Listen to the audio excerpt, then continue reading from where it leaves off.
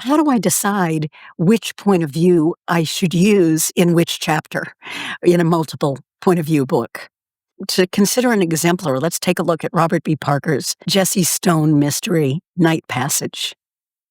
I analyzed the first 18 chapters. Of the first 18, 9 of them are from Jesse's point of view. He's the protagonist. 2 of them are from Hasty Hathaway. He's the antagonist. Then we have 2 chapters by a victim, a chapter by the villain, another chapter by the villain's wife.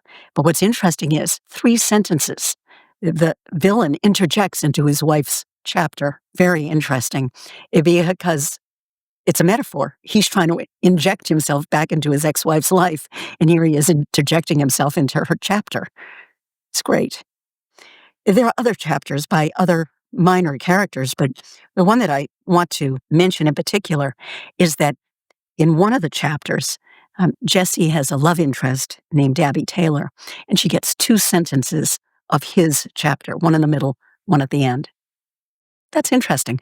So, yes, it can be done to mix points of view within a chapter. It's hard. You have to be careful. You want to be sure you don't confuse anyone, and make sure you have a good reason for doing it.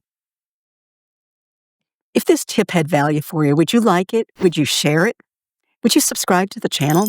That opens up features that lets us make these videos even more valuable for you. And I'd love to hear your thoughts on multiple points of view within a chapter. I read all the comments. Thank you.